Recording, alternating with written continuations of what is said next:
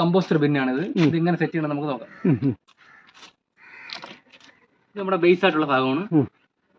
ഈ പ്ലേറ്റ് ആദ്യം വെച്ചിട്ട് ഒരു ബക്കറ്റ് എടുക്കുക. ഏതെങ്കിലും ഒരു വായ്ഭാഗം മുന്നിൽ ഉറപ്പിച്ച് പ്രസ് ചെയ്ത് വയ്ക്കുക.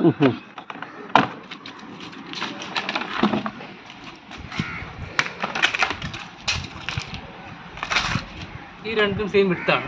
അപ്പം ഇത് വിട്ട് കുറവാണ്. ഇതാണ് ഏറ്റവും മേളിൽ വരുന്നത്. ഒരു ഭാഗം എടുക്കുക, പ്രസ് ചെയ്ത് ഉറപ്പിക്കുക. അടുത്ത ബക്കറ്റ് എടുക്കുക.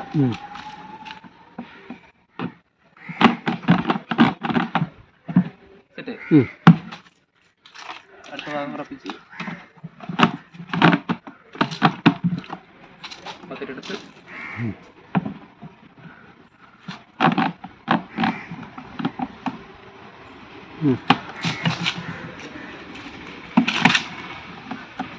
ഇതാണ് ഒരു ബയോ കമ്പോസ്റ്റർ ബിൻ എന്ന് പറയുന്നത്.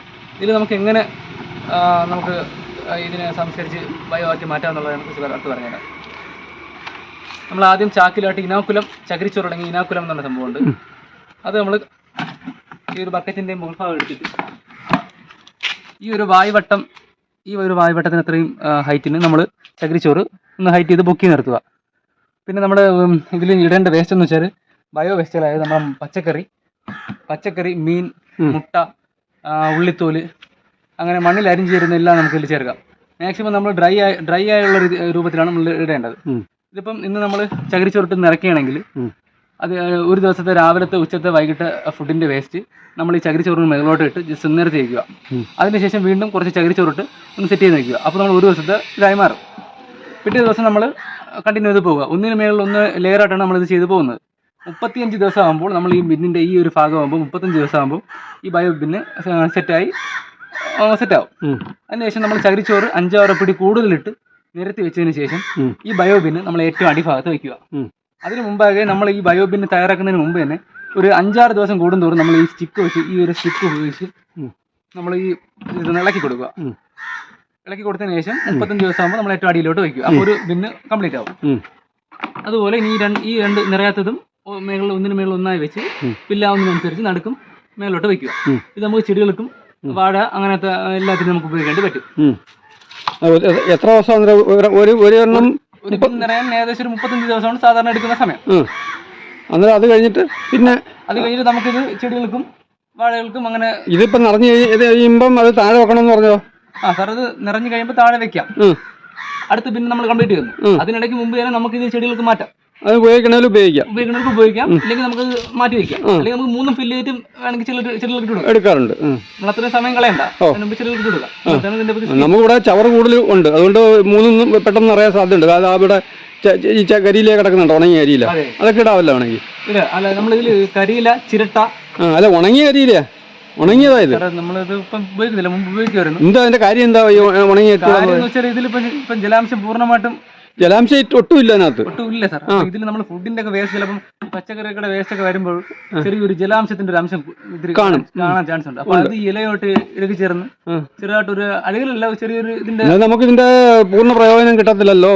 എന്താ കാര്യം എന്ന് വെച്ചാലേ, നമുക്ക് ഈ വീട്ടിലുള്ള വേസ്റ്റുകൾ മിക്കതും ഉപയോഗിക്കണ്ടേ. നമ്മുടെ ഈ പ്രത്യേകിച്ച് ഈ കരിയിലയും ഇല ഐറ്റംസ് എല്ലാം നമുക്ക് ഇതിനകത്ത് ഡിസ്പോസ് ചെയ്യാന്നുള്ളതാണ് നമ്മുടെ ലക്ഷ്യം. അന്നേരം അത് പറ്റത്തില്ലെന്ന് പറഞ്ഞു കഴിഞ്ഞാൽ അതൊരു പോരായ്മയല്ലേ? പോരായ്മയാണെന്ന് ചോദിച്ചാല് നമ്മൾ മുമ്പ് യൂസ് ചെയ്യുമായിരുന്നു.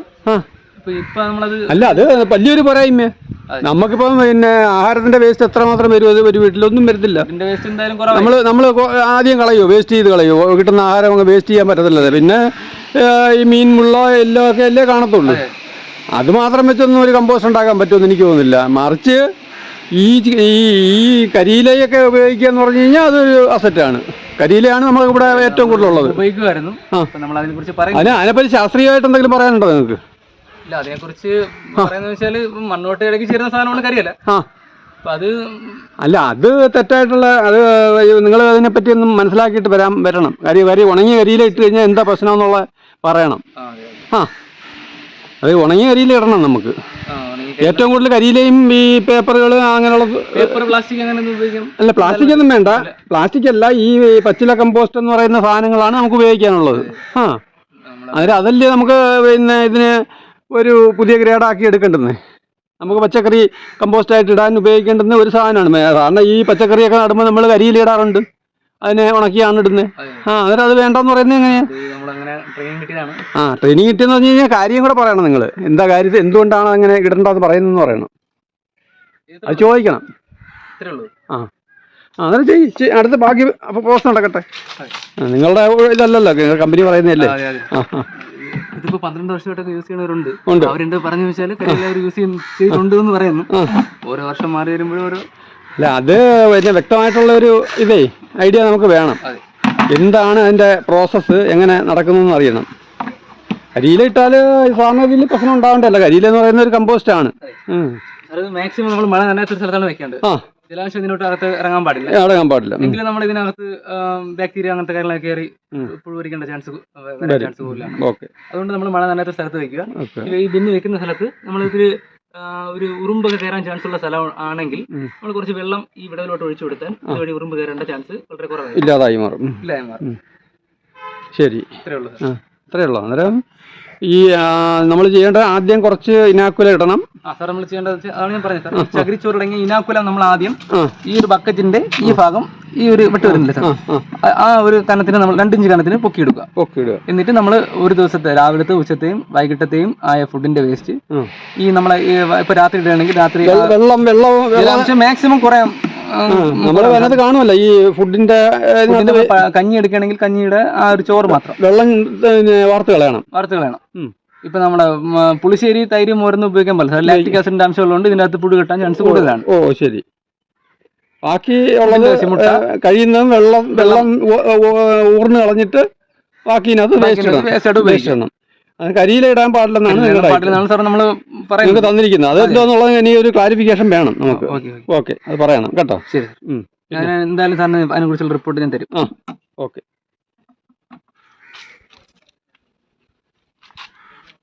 അത് കഴിഞ്ഞ ഇതിന് മുമ്പ് യൂസ് ചെയ്യേണ്ടത് 12 വർഷമായിട്ട് ചെയ്യുന്ന ഒരു അമ്മൂമ്മ എന്നെ പറഞ്ഞ വെച്ചാൽ ഇത് ഇടുന്നുണ്ട്, കരയിൽ ഇടുന്നുണ്ട്. ഞാനും ഇതാണ് പറഞ്ഞത്. അല്ല, അത് ഒരു കാര്യം പറയുമ്പോൾ ഇന്ന കാര്യം കൊണ്ടാണ് ഇന്ന് ചെയ്യാൻ പാടില്ല എന്നുള്ള. കരിയില ഉണങ്ങിയ സാധനമാണ്, അതിനകത്ത് വേറെ ഒരു പ്രശ്നവും ഇല്ല. അത് മറ്റേതുമായിട്ട് ചെയ്താൽ പ്രതിപ്രവർത്തനം ഒന്നും നടക്കുന്നതായിട്ട് എനിക്ക് തോന്നുന്നില്ല. അതൊരു വ്യക്തത വേണം നിങ്ങൾക്ക്. വാട്സപ്പ് ചെയ്തെന്നാൽ ഞാൻ അതും കൂടെ ചേർത്തിടാം. ആളുകൾക്കെല്ലാം പ്രയോജനമാവും. ഈ ഒരു ഐറ്റം നിങ്ങൾ ക്ലാരിഫൈ ചെയ്ത് എടുക്കണം. കാര്യം എന്ന് വെച്ച് കഴിഞ്ഞാൽ ഈ കരിയില വേണ്ടെന്ന് പറയുന്നതിനോട് എനിക്ക് യോജിപ്പില്ല. ഉണങ്ങിയ കരിയില ഇഷ്ടം പോലെ കിടക്കുകയാണ്, അതെല്ലാം എനിക്ക് വാരിയിടാവുന്നതാണ്. അത് നിങ്ങൾ ചോദിച്ചിട്ട് എൻ്റെ അടുത്ത് പറയണം. ഓക്കെ. നിങ്ങളുടെ പേരെന്തോ? എൻ്റെ പേര് സുജിൽ. എവിടെ നിങ്ങളുടെ ഇവിടെ ഓഫീസ്? കോർപ്പറേഷനില്ല. ഞങ്ങളെ ഓഫീസ് ശാസ്ത്രമംഗലത്താണ്. പേരെന്തോ? കമ്പനിയുടെ പേര്? Omega company. പ്രൈവറ്റ് ലിമിറ്റഡ് ആണ് നമ്മുടെ കമ്പനിയുടെ പേര്. നമുക്ക് നഗരസഭയിൽ തന്നെ നമുക്ക് അതിനകത്തൊരു ക്യാബിനുണ്ട്. നമുക്ക് എന്തെങ്കിലും പ്രശ്നങ്ങളോ അങ്ങനെ എന്തെങ്കിലും ഉണ്ടെങ്കിൽ നമ്മൾ നേരിട്ട് ബന്ധപ്പെടാം. ബന്ധപ്പെടേണ്ട നമ്പർ നമ്മൾ കൊടുത്തിരിക്കാം സാർ, ആ ബ്രൗസറിലുണ്ട്. അതല്ല നമ്മൾ ഇത് ഇനാക്കുലം തീർന്ന് വാങ്ങണമെങ്കിൽ ഇപ്പൊ ഒരു തീരുന്നതിന് ഒരു 15 ദിവസമോ 10 ദിവസമോ ചകിരിച്ചോറ് തന്നെയാണോ അതോ വേറെ എന്തെങ്കിലും? അതിൽ പ്രോസസ്ഡായിട്ട് കുറച്ച് കണ്ടന്റ് ഒക്കെ അവർ ഉപയോഗിച്ചിട്ടുണ്ട്. പെട്ടെന്ന് അഴുകാതെ രീതിയിലുള്ള പുതിയ ടെക്നോളജി ഉപയോഗിച്ചിട്ടുണ്ടായിരുന്നു, പുതിയ സാങ്കേതികത ഉപയോഗിച്ചിട്ടുണ്ട്. പിന്നെ ഇനാക്കുലം തീരുകയാണെങ്കിൽ ഞങ്ങൾ വിളിച്ചു പറഞ്ഞാൽ ഞങ്ങൾ ഒരു പാക്കറ്റിന് എന്താ വില? ഒരു പാക്കറ്റിന് 120 രൂപയാണ് റൗണ്ട് ചെയ്ത് വരുന്നത്. അത് എത്ര നാളത്തേക്ക് ഉപയോഗിക്കാൻ പറ്റുമായിരിക്കും? എന്തായാലും ഒരു 35 ദിവസം പോകും. അത് ശരി. അതായത് നമ്മൾ ഈ അല്ലാതെ കടകളിൽ നിന്ന് ചകിരിച്ചോറ് മേടിച്ചിടാൻ പറ്റത്തില്ല? ചകിരിച്ചോറ് പറ്റും. അത് വേണേലും ഇടാം. സാർ ഇതിന്റെ ഏറ്റവും നേട്ടം എന്ന് വെച്ചാൽ നമ്മൾ 35 ദിവസം ആകുമ്പോൾ സാർ ഇപ്പൊ ഇത് ചെടികൾക്കൊന്നും യൂസ് ചെയ്യുന്നില്ല. സാർ ഈ ബയോ വേസ്റ്റ് അപ്പൊ ഞാൻ പറഞ്ഞില്ലേ ഓരോ മാസം ഇങ്ങനെ 3 മാസം 3 മാസമാണ് 3 മാസം ഉദ്ദേശിച്ചത്. 3 മാസം സാർ നമ്മളെ സംബന്ധിച്ചോളം നേരത്തെ അറിയും. കാര്യം ഇവിടെ കരിയിലൊക്കെ ഉണ്ട്. ചെടികൾക്ക് ഉപയോഗിക്കുന്നില്ല എന്നുണ്ടെങ്കിൽ ഈ ബയോ വേസ്റ്റിനെ സാർ ജസ്റ്റ് ഒന്ന് ഉണക്കി എടുക്കുകയാണെങ്കിൽ ആ ഈ ഇനാക്കുലത്തിന് പകരം ഈ ബയോ വേസ്റ്റ് തന്നെ സാറിന് അങ്ങനെ ഉണ്ടല്ലേ?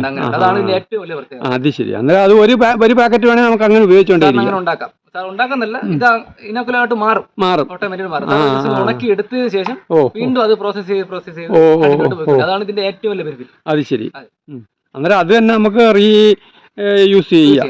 ആ ഉണങ്ങിയ ഇനാക്കുലം സാർ ഉദ്ദേശിച്ചു ആ സാധനം നമ്മൾ വീണ്ടും ഇതുപോലെ നിറച്ചിട്ട് വീണ്ടും ഫുഡിന്റെ ഒരു ശരിക്കും പറഞ്ഞാൽ ഒരു പാക്കറ്റ് നമ്മൾ മാറ്റി വെച്ചിരുന്നാൽ മതി. ശരിക്കും പറഞ്ഞാൽ ഇതിനകത്ത് ഉണ്ടാകുന്ന ഒരു പാക്കറ്റ് മാറ്റി എടുത്താൽ മതി. അത് കൊള്ളാം. അത് ഒരു ഒരു സർക്കുലേഷൻ പരിപാടിയായിട്ട് വരുന്നുണ്ട്. അതെ, അത് നല്ലതാണ്. അതാണ് നമ്മുടെ മെയിൻ ലക്ഷ്യം. അതാണ്. അത് കൊള്ളാം. അന്നേരം നമുക്ക് ഈ ഒരു കാര്യം കൂടെ ഒന്ന് കൺഫേം ചെയ്യണം. ഉറപ്പായിട്ട് കൺഫേം ചെയ്ത് വിളിച്ച് പറയണം. പിന്നെ വേറെ ഹിഡൻ പിന്നെ ഫീസൊന്നും ഇല്ലല്ലോ ഇതിനകത്ത്. നമ്മളിപ്പോൾ നിങ്ങൾ നഗരസഭയ്ക്ക് ഡയറക്റ്റ് പോകുമ്പോൾ ആധാറും നമ്മൾ ഹെൽത്ത് അത് നമ്മൾ കൊടുത്തല്ലോ, കൊടുത്തതിന്റെ വെളിച്ചത്തിലാണ് നിങ്ങൾ കൊണ്ടുവന്നത്. ഇതിപ്പം എന്തായാലും ഒരു 2-3 മാസം കഴിഞ്ഞ് ചിലപ്പം ഹെൽത്തിൽ നിന്ന് ചിലപ്പോൾ ആൾക്കാർ ഒരു ഇൻസ്പെക്ഷൻ വരാൻ ചാൻസ് ഉണ്ട്. നമ്മൾ എങ്ങനെ യൂസ് ചെയ്യുന്നു അങ്ങനത്തെ കാര്യങ്ങൾ അറിയാൻ വേണ്ടി നമ്മൾ പ്രോപ്പറായിട്ടാണ് യൂസ് ചെയ്യുന്നത്. അങ്ങനത്തെ ഇത് മാത്രമേ ഉള്ളൂ, പ്രൊസീജിയർ മാത്രമേ ഉള്ളൂ. വേറെ എക്സ്ട്രാ ചാർജോ കാര്യങ്ങളോ അങ്ങനെ ഒന്നുമില്ല, സർവീസ് ചാർജോ അങ്ങനെ ഒന്നുമില്ല. നിങ്ങളുടെ പിന്നെ അധികാരികളുടെയൊക്കെ പേരെന്തോ? അധികാരി നമ്മള് ഞാനിപ്പം പുതിയ ആളാണ്. നിങ്ങളുടെ ഡെസിഗ്നേഷൻ എന്തോ? എന്റെ ബോസ് സാർ, ഞാനിത് കമ്പോസ്റ്റർ പ്രൊവൈഡർ ആണ്. അതിനെക്കുറിച്ച് പറഞ്ഞു കൊടുക്കുക. ഡെമോൺസ്ട്രേറ്റർ. അതെ, ഞാനിപ്പം ഒരാഴ്ചയുള്ളൂ. ഒരാഴ്ചത്തെ കാര്യമുള്ളൂ. ഇത് കൊണ്ടുവച്ച സമയത്ത് ഞങ്ങളെ പുതിയതായിട്ട് റിക്രൂട്ട്മെന്റ് ചെയ്യുകയായിരുന്നു. അതാണ് നമ്മൾ കുറച്ച് വൈകിയത്. അന്നേരം മറ്റേ അധികാരികളൊക്കെ കോർപ്പറേഷനിലുണ്ട്. ഞങ്ങൾക്ക് ഒരു ക്യാബിൻ ഉണ്ട് അതിനകത്ത്. അത് ശരി. അന്നേരം അവരുടെ അടുത്ത് എന്തെങ്കിലും സംശയം ഉണ്ടെങ്കിൽ അവരെ വിളിച്ചാൽ മതി. 24 hours നമുക്ക് വിളിച്ചാൽ കിട്ടും. നമുക്ക് പ്രശ്ന പരിഹാരത്തിനുള്ള എല്ലാ സംവിധാനമുണ്ട്. സാറിന് ഉപയോഗിക്കാൻ ബുദ്ധിമുട്ടാണ്, അല്ലെങ്കിൽ ഇവിടെ നിന്ന് മാറിപ്പോയാണ്, അങ്ങനത്തെ കാര്യങ്ങളൊക്കെ വേണമെങ്കിൽ സാറിന് നമ്മൾ ഇവിടെ നിന്ന് നമ്മൾ എടുക്കും. പിന്നെ ബയോവേസ്റ്റ് സാറിന് വേണ്ടെങ്കിൽ നമ്മൾ എടുക്കും. അങ്ങനെ കുറെ സംവിധാനം. അത് ശരി. അല്ല, നമുക്കിത് ആവശ്യമാണ്. കാര്യം നമുക്കിവിടെ ഈ പച്ചക്കറി പിന്നെ ഇതൊക്കെ ഉണ്ട്, നമ്മൾ നടുന്നുണ്ട്, അതിന് ഉപയോഗിക്കാമല്ലോ. അതിന് വേണ്ടിയാ. ഇത്രേ ഉള്ളൂ. Okay, thank you.